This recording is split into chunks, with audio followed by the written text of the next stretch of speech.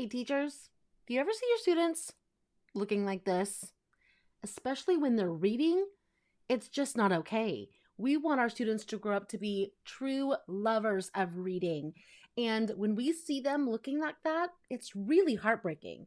So, what can we do? Why is motivating our readers such an important role when it comes to them not just learning and loving to read, but especially them understanding what they read?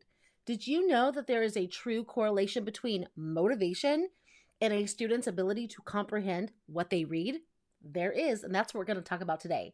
So thank you so much for tuning in to the CRS Teaching Channel. Before we jump right into our topic of motivation today, make sure to hit that subscribe button. And if you would like and comment on the video, I would greatly appreciate it. Thank you so much for being here. So again, we're going to be talking about how motivation affects reading comprehension. Those two things really tie in together a lot stronger than I think a lot of teachers understand. So before we dive in, I want you to understand that there really are two different types of motivation that students can experience: intrinsic and extrinsic. So both actually have an impact on whether or not a student can truly comprehend what they are reading. So just to make sure we're all on the same page, intrinsic motivation is where the motivation comes from inside. It's something that I want to do, that I have the drive and the need and the want to do something, right? It comes from me.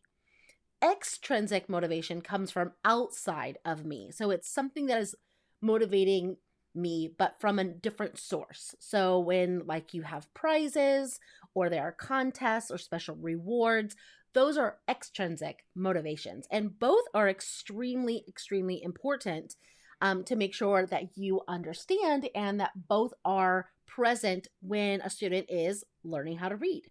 So how does it affect a student's ability to comprehend? Well, it really goes down to brain science. In our brains, interest is one of the very first things that our brain recognizes when we start reading. And I kind of think of it as like a fork in the road. So when you are starting to read, your brain basically starts to send signals based on whether or not you are interested or motivated to read the text that you are reading. And it can go down one road or it can go down the other. The first road is if you are motivated and yes, you are interested in what you are reading, then your brain's ability to focus is much higher. So think about that. We actually have a turn on switch on and off for whether or not our students can focus. So it's the way the brain actually works and the connections between neurons and dendrites and the speed at which thoughts progress, and all of that actually is affected almost instantly by whether or not a student is interested and motivated by what they read. So that obviously then impacts their comprehension. If I'm not focused and my brain isn't working at its full capacity, I'm not going to comprehend as best as I could. The other road, of course, is the complete opposite of that. So that is where the switch is on. I am excited, I'm motivated, and I'm interested in the topic that I'm reading. Therefore, my brain is going to work at full capacity. So my focus is better, my attention is better, everything in my brain is working much faster and harder because it is something that I want and that I need and that I'm excited for. So we actually get physical responses in our brain based on whether or not there is motivation. And again, the motivation can come from the interest of the actual text as well. So that's kind of the big correlation between motivation and comprehension. The two really do go together, and brain science, does support that. So why or how, let's get to the how can we work on motivating our students in the classroom who really just don't like to read? So the first thing we can make sure that we are doing is offering choices. Choices really make a big difference. And I don't want you to think that it's just about the books that they choose to read, like from the library or from your classroom library. Of course, they should have choices there. I'm also talking about choices in the text that you provide them. So I love using this example. let's say you are working on identifying main idea and details. And so to do this, you find a free passage online, and it's about spiders. Okay, so you have the class read it, and then you are filling out a graphic organizer of the main idea and 3 details. Very basic, easy lesson. How easy would it be to find 1, if not maybe 2 other passages on 2 different animals to where they have 3 choices: spiders, monkeys, and penguins? And so now I have the motivation of choice in the text where I can still do the same activity. I can still have the same conversations. It's still easy for my teacher to walk around and check to see if my main idea and details are correct. It's not that much more work to provide choice, even in our lessons that we are providing to our students. So when the students, again, have that choice, their interest is going to be higher, their motivation is going to be higher. So the brain is working better, therefore they comprehend much, much better. So you see that linear path. It is so important that we think, even from planning our lessons, how this is going to engage, interest, and motivate our readers. Now that we know the impact is going to be much greater if that motivation is not there. So another thing we can do is to make sure our students are setting achievable reading goals. Goal setting is one of the most impactful ways to motivate your students, especially when the goals are meaningful and personal. So you want to make sure that you are setting goals frequently in your classroom, one-on-one with your students during conferencing time.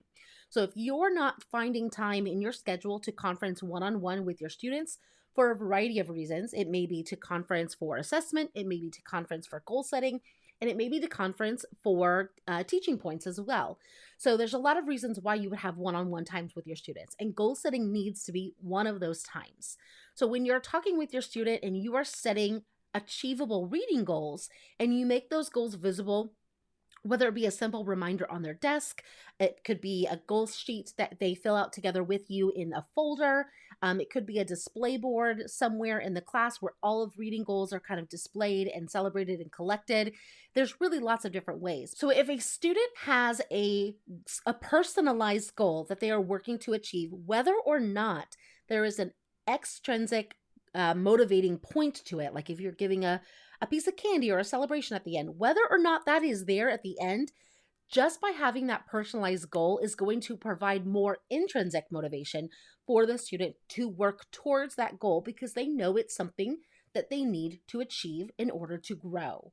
So that intrinsic motivation then kicks in and helps, which of course helps with overall motivation when reading, and then of course helps with overall comprehension. So you can see goal setting can be really, really powerful. If you need more resources on goal setting, I do have some extra blog posts and some resources as well that I could send your way. Just make sure to comment below and ask for more goal setting resources, and I'm happy to send those your way. Okay? All right, so let's continue talking about ways we can motivate our students, because we know now that it is a huge correlation and connection between success with reading comprehension. Another thing that you can do is to make sure that your students have peer support and connection around reading. And this can look like a lot of different things. Peer support could look like in a specific lesson, like in the 30 minutes that you are giving the lesson. Peer support could be turn and talk. It could be group talk. It could be, they get into groups and you're using different colored chips to hold students accountable for making sure that they are putting in their worth into the conversation. You have to say at least or contribute at least 2 things. So I have 2 chips to contribute.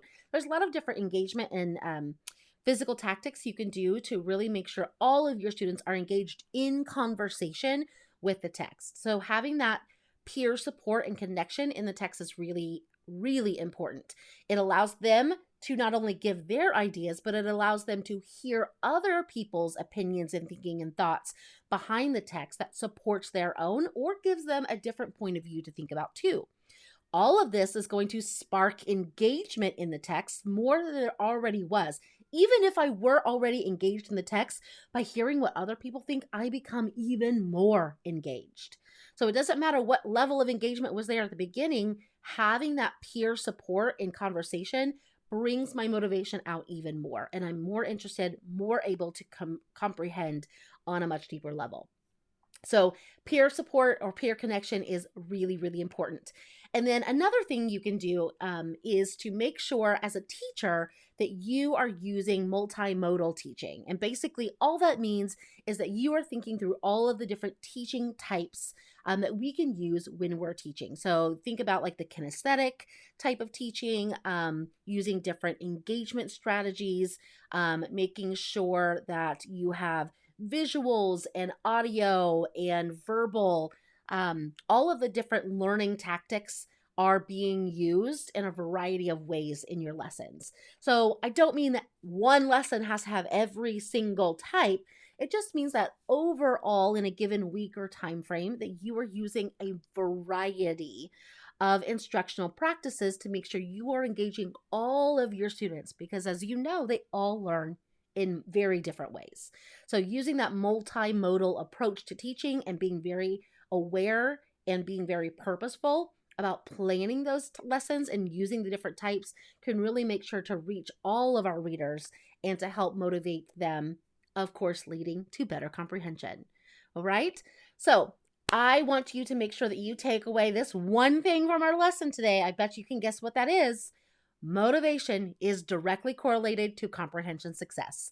So when you find your students not being able to comprehend, you may want to do some reflection and even involve them on the reflection. How motivated am I to read? And if I'm not, what can we do together as a team to get that motivation higher? Because we know it's going to help us in very tremendous ways.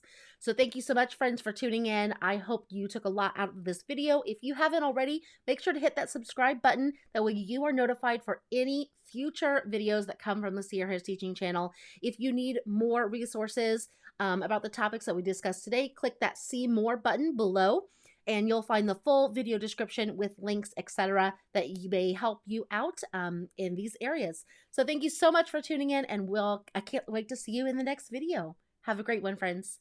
Bye.